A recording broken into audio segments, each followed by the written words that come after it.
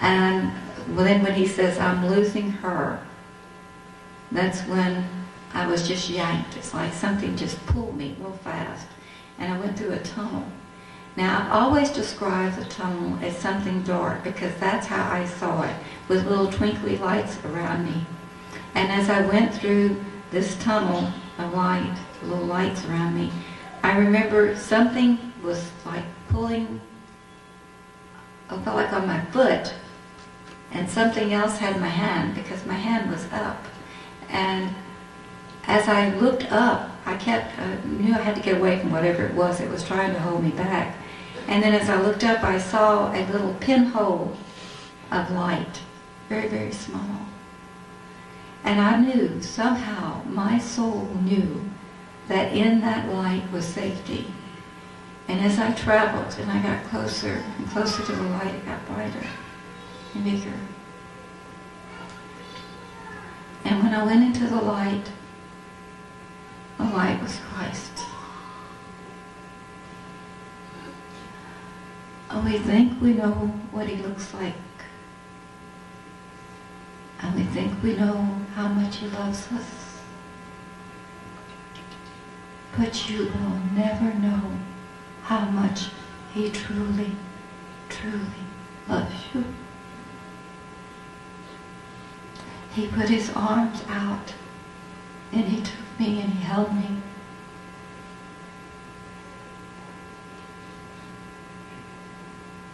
I felt his love penetrating every little cell of my soul. Every part of me was penetrated with that love of him.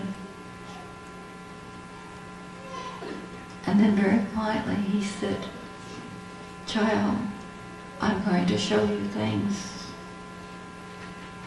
You can run, you can hide, you can deny that you're wrong and you've done something wrong, but he knows every thought, everything that you've done that's wrong, he knows it. Every time I did something that hurt him, that I felt within my soul his pain and his sorrow. And everything that I did that was good, I felt his joy. But he never stopped loving me, even through the things I did that was wrong.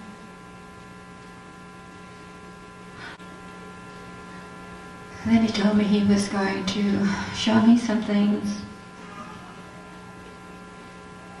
that I would never forget. And I'll be honest, I have tried and tried to forget. He moved his hand and he showed me hell. I thought when I was growing up and the priest would talk about hell, we had the lost lead priest where I was in Louisiana. I thought, oh, Father Bayard was just trying to scare the Bee Gees out of us. And I didn't think that such a place could possibly exist. It does. It does. Hell, you never get out of there. It's all eternity. It's all eternity. The suffering that's done in hell is like suffering you could never imagine here on this earth. I was so upset because I was watching the souls go in and it's fires, it's horrible fires, and they turn horrible looking, they're just awful, and they come out of the fires and they're cursing God, and they go back in and they come out and they're cursing him. It never stops. And I remember telling him, oh Jesus, could I pray for them? And he says, oh child, if you pray for them, it makes their suffering worse because they've already denied me. They had their chance, he said.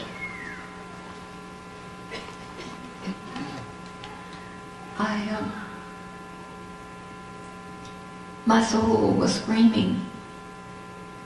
And then he said, child, I will show you the chances that are given to each and every one.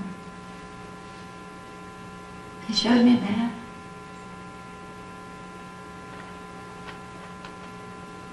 "32 years, 33 years later, I still see this man. I'll never forget. I'm glad I didn't know his name. This man was horrible.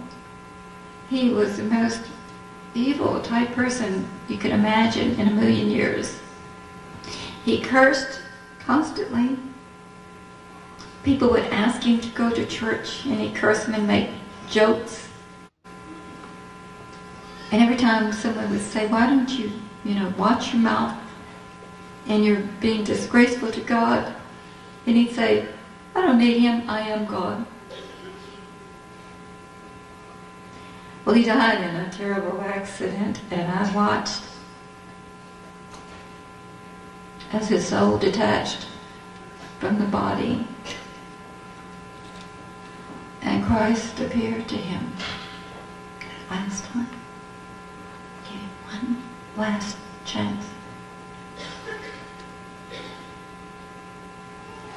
And the man did not even recognize Jesus because of the pride he had in himself. And Christ did that. And I've seen that soul for 33 years, watched the expression on the face as he went into hell and to the fires. And I don't want anyone to go there. The worst person in this world, I wouldn't want them in hell because you cannot get out. You are denied seeing God. If you have any sins on your soul, especially mortal sins, please go to confession and get rid of them. Get the absolution from your priest. If you die with that, he might not be too merciful.